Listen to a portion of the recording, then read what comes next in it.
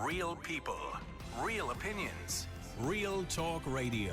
The multi-award-winning Niall Boylan Show. Hi, how are you? Good to say. Well, at least it's been a good week, and I'm sure the beaches of Cork have been packed all week, have they? Oh, they have. It's beautiful here. You could be anywhere in the world. Has there been any rulabula on the beaches? Because here in Dublin they're giving out about people drinking on beaches and fights on beaches and all sorts of carry-on beaches. Do Cork suffer the same tragedy? You know, the last week or so, I've heard a lot about traders, casual traders, and a lot of rivalry between casual traders. So you'd have the chip van and the ice cream man, coffee, and to the horse boxes. Before the pandemic, you go up to horse box and like I have a habit now of going up to horse boxes because I assume you can get coffee there. I forget that it's just a horse box, but anyway. I always remember being on the beach when I was a kid with my parents. My dad he built a windbreaker, which was like 4 poles with material attached to it. But anyway, my mother would always have, like the Tupperware things with the chicken and the salad and she'd give you these sandwiches and they were always covered in sand.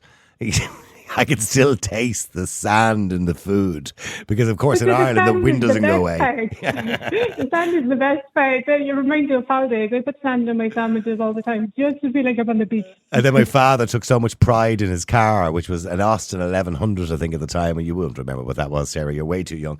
But it was a really old car. And he took so much pride in it that when we got back to the car and we'd walk back over to the car, he'd say, right, we need to get the sand off you. And he'd get his towel out and he would rub the sand off your legs, off your feet, off everywhere. And it would be like sandpaper on your skin. I can still remember it all vividly like it was yesterday. It was mad. Yeah, anyway, sensory overload. Moving on, a little bit of sadness, of course. A Cork family has endured a double blow after losing their father weeks after a fire had ripped through their own home and destroyed all of their possessions. Wow, what a stroke of not only bad luck but tragedy. Yeah, it seems to there just seems to be no end to it. There seems to be no end to this tragedy. So I'm referring there to an article by Jack White in the Irish Examiner. There's the Walsh family in Killa. They lost almost everything when a fire spread from the adjoining garage of their home on the 22nd of April. As no one was home at the time, it was too late to save the house. And when the alarm was raised, it was just too late. So there was practically nothing saved and they were just left with the clothes on their back. Oh, no. Now, what makes it worse was the house insurance policy had previously lapsed, and that was due to financial difficulties. So they were already off to a bad start, and they became homeless. Now, what they do have is the love of an entire community. I've never come across such a loved family, I don't think, in all the time I've been working in the Echo. So Brendan Walsh, he was a father of 5 and he was a carpenter before retraining as a carer before the economic crash.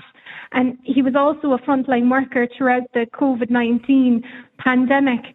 Now, a friend of the family said that the trauma of the family home being destroyed and essentially them becoming homeless, it really badly affected Brendan's mental health. I can imagine. Yeah, now, unfortunately, Brendan actually died on the first day of summer. So that was May 1st.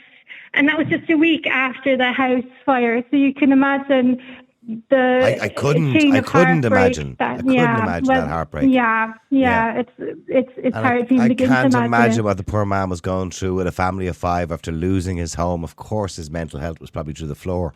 That was absolutely awful. What a tragedy. But as you mentioned already, the local community probably tried to come together to help them in whatever way they could. And communities are good at that sort of thing generally. Yeah, so there's a fundraiser that's been set up and they've raised over 350,000 now. I think It might even be 400,000 at this stage. So what they plan to do is the help doesn't even end there because they want to actually get together and rebuild their home from the house up so that they can have at least a home that they can close the door behind them and grieve and process this. They're nowhere at the moment to even process any of this. So where are the families staying at the moment? Are they all split up in relatives, or are they in accommodation somewhere, or where are they staying? I think as far as I know, they're staying in rented accommodation. Okay. As far as I know, I'm not. Okay. But yeah, when something like this happens, you just want your home, don't you? You Of just course, want to yeah. be Yep. with your family. And builders and traders and carpenters, they're all waiting on the sidelines. So Yeah. as soon as enough money is raised, they're just going to get in there and just begin. Oh, that's great. helping them, For the family that survived that poor man, that's wonderful that at least they'll have a home, as you rightly said, to close the door and grieve over the loss of their dad. And that's shocking. And condolences to all the family and all the friends of that family. Now, a distraught woman, by the way. Can I just alert people to their GoFundMe? Sorry now, because I know of course, absolutely. You're just for time. So the GoFundMe, it's the Killa Walsh family fundraiser is what I'm looking at here. So I'm sure if you just type in the Walsh family on GoFundMe, it should come up. So just, I'm sure they'd appreciate anything at all. Absolutely, and I would encourage people to throw a tenner or a fiver or 20 if you happen to have it there. It'd be well worth it. And look, we're always good at helping each other. So just type in the Walsh family, the Killigow Walsh family in Cork there on GoFundMe, and you'll find it. Now, a distraught woman has opened up about why she feels her son has been basically failed by the mental health system. So she's actually voiced her concerns that it's only a matter of time, as far as she's concerned, before he kills the family. Now, God, he must be in a bad way. So this is an article by Liam Heelan in the Echo newspaper, and it's poignant on so many levels. So a middle-aged woman, she believes that her son has been failed by the mental health services, and that it is now only a matter of time before he kills his family. So a 6-month jail term was imposed on the 33-year-old who was convicted of breaching domestic violence orders by threatening to kill his family, his parents and members of his family. So this was at an in-camera hearing of Cork District Court for domestic violence cases. The parties couldn't be identified, and the man's mother said, and I quote here, I certainly believe it is not a question of if he will kill us, but when. I am living on high alert, she said. So she described him as suffering from paranoid schizophrenia, and that he was hearing voices all around him. She said that he previously threatened to smash up cars belonging to her husband and another member of the family, and he came down and did so, causing 8,000 worth of damage. And he later made a phone call which his mother recorded, in which he threatened that he was going to harm her. Now, her victim impact statement is very eloquent. She said, and this is the line that really caught me. She said, she said 2 consultant psychiatrists recommended that he be assessed at the Central Mental Hospital, but each time, she said, we are told that there isn't a bed for him. And then she goes on to say, when he kills one of us, they will find him a bed for the rest of his life.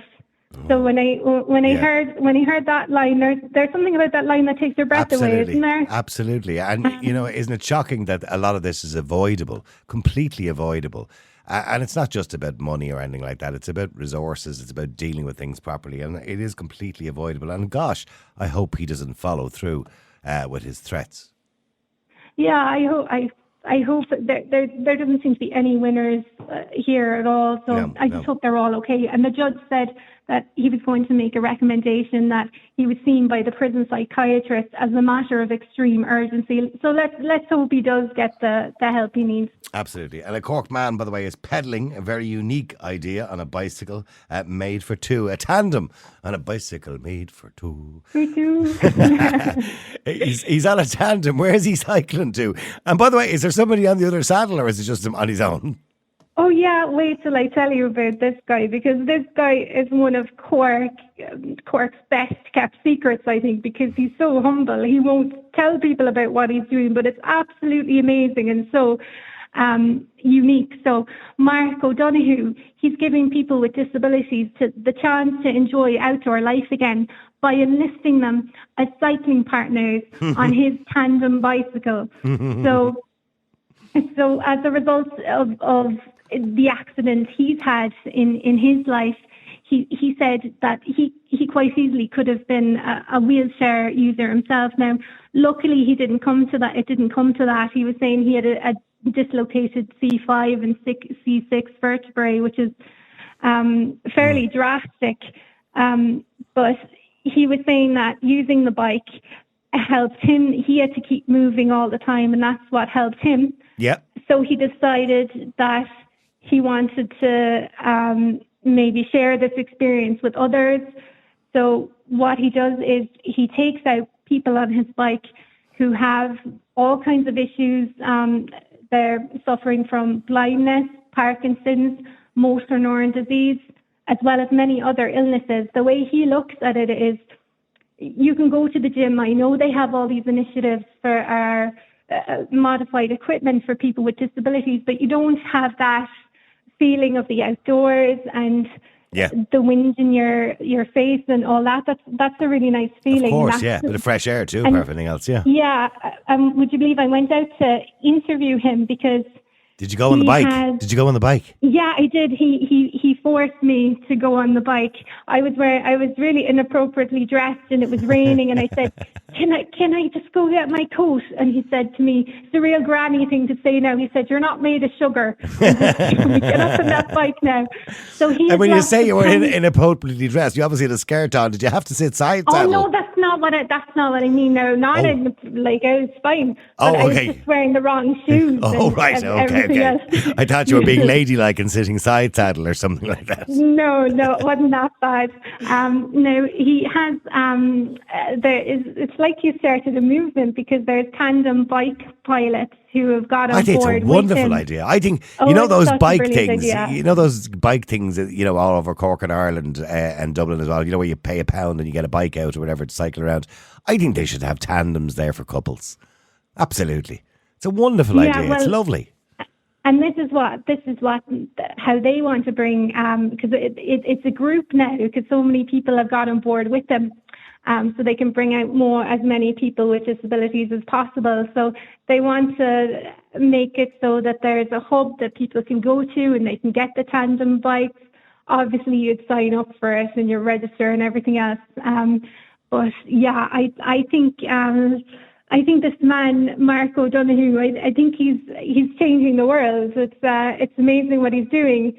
And there was one man I was speaking to called Leonard O'Mahony from Grange, and he lost his sight to diabetes last year. So he was one of the passengers on the tandem bike. And he was talking about, he was saying that when he gets on the bike, it's the one time that he can leave the cane behind and just forget about all that for a while and just, experience the world again. Absolutely. Right. Now, one of Cork's few death doulas. Now, I have never heard of a death doula, by the way. I've heard of a pregnancy doula. I'm assuming it's the same thing. It's somebody that helps you to get through grief. Maybe I'm wrong. They've had some quirky requests of late when one woman wanted to stage her own live wake. Now, I'm assuming, is a death doula the same as a pregnancy doula? Yeah, they basically provide emotional and physical support for they're those. Like a PA. Yeah, they're like a PA, so to speak. Would you call them PA? I suppose you would you? Yeah, well, if you're pregnant, you get a doula and they stay with you throughout your pregnancy and they help you with, the birth and the breastfeeding and all that kind of stuff afterwards, and they hang around and they're there for advice. Now, I'm not saying they're with you 24 hours a day or anything like that, but I'm assuming then a death doula is somebody helps you organise the funeral and, the kind of advertising of the funeral and the church, and I'm assuming that's what they do. Yeah. This woman, Stephanie Bleck, she lives in Youghal. She seems to be going well beyond the call of duty. Because there was one woman who got onto her, would you believe, and she wasn't facing death at all, but she wanted to plan a living wake to confront her mortality fears, I suppose. I didn't really get to the bottom of why, but I assume that's why. So she was fit and healthy, and she explained how the woman wrapped herself in a shroud so that she could experience the event from the point of view of the deceased. So she just experienced her own mother's passing, and she hadn't been diagnosed with a terminal illness or anything herself. But after seeing her mum's funeral, she knew she wanted to do things differently. So she basically had a dry run of it, Right. so to speak. And she invited her family and friends. It would have just been a small group, and they had it in her home. She only invited the people who were close to her, really, and I'm sure they thought it was very strange, but they came along anyway. That's a sign of a really nice family and friends, isn't it? When you say, oh, it's a bit weird, but yeah, she's into it, so we'll support her.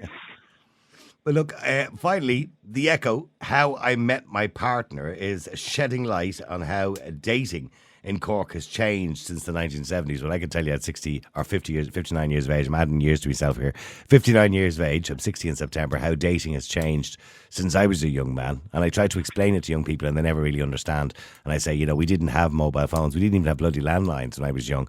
So if you met somebody at a dance or a disco or a nightclub, you had to go there the next week in the hope they might be there again because you couldn't contact them. Because young people say, could you not just text them? And I go, nah, you can't do that. So dating has changed the way we date. We know more about people before we even meet them now. Yeah, so this is a very popular column we have in the Echo called How I Met My Partner. And I suppose it's popular because it's showing the contrast between all different ages. And Manus O'Callaghan, he talked about dating, I think it was in the late 60s, early 70s. So Manus O'Callaghan founded the Cork Person of the Year Awards. You know the Cork Person of the Year Awards? Yeah. Have you heard of that? I have. Yeah, so his wife is Betty. So he talked about on this occasion about how he met Betty. So being stood up by the woman of your dreams, normally that would leave even the most hopelessly romantic among us disillusioned about love, but not Manus. His smooth and unflappable nature may well be what actually won over his now wife Betty, and she's still in love with him as much as in love with him several decades later. So what happened was they met at a dance, and he asked her to meet him, and he was waiting, very excited about this date, and didn't somebody else turn up? No. So this other girl turned up, and like a stand-in, stunt double. A stand-in would have been better, wouldn't it? That would have been something. But no, she just basically told him, "I'm Betty's friend. She had an appointment." So she couldn't make it, so I'm standing in for her. That's incredible. She couldn't make it. No, she went home then, so I don't think they had a date. That would be an even better story, wouldn't it, if he fell in love with her stand-in? But he rang Betty, and she decided to have a go of it. They still argue to this day over. He still wonders, did she actually have an appointment, or did he get stood up? Well, he could have ended up with the double that was masquerading as Betty. He could have ended up with her. But I'm glad he ended up with Betty anyway, because the two of them seem lovely together. And the first date he went on, he described the date as they just went for a walk, because he was saying there wasn't a lot of money back then. It wouldn't have been so extravagant. But what used to happen back then is everybody used to smoke, and they would buy a single cigarette. You could buy a single cigarette, and you could also buy a single match. So that was what they did. They went and bought a single cigarette. See, I'm older than you think, Sarah. I'm older than you think. I remember going to the woman. In my day, every woman at the top of the road has a shop under her stairs, right? It was a kind of thing in those days. You'd run up to Miss what was her name on our road? Miss O'Mara, I think it was.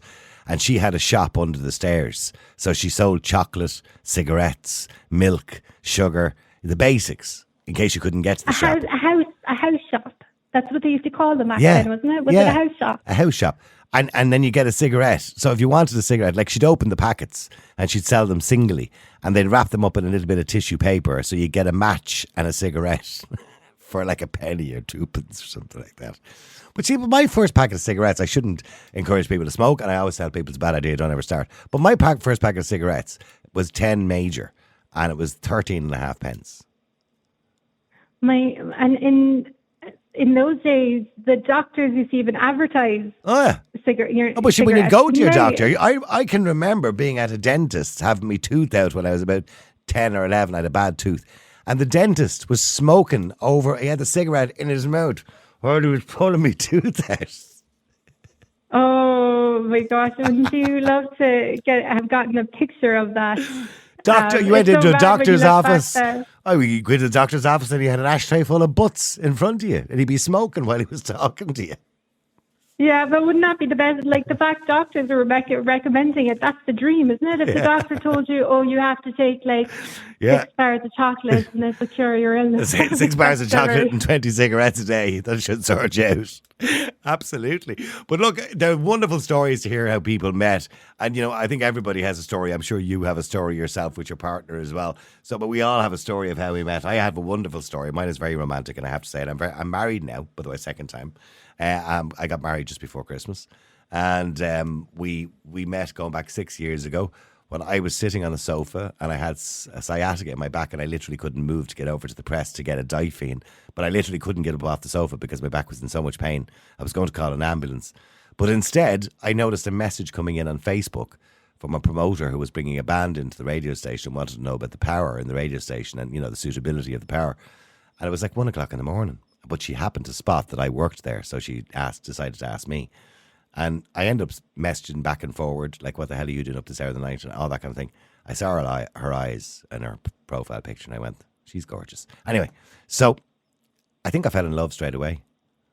And people don't meet like that anymore. People just have boring stories where they just find each other online and that's it. But I was brave enough to ask her for her phone number the next day, and then we'd phone each other for 3 and 4 hours a day. We met 2 weeks later.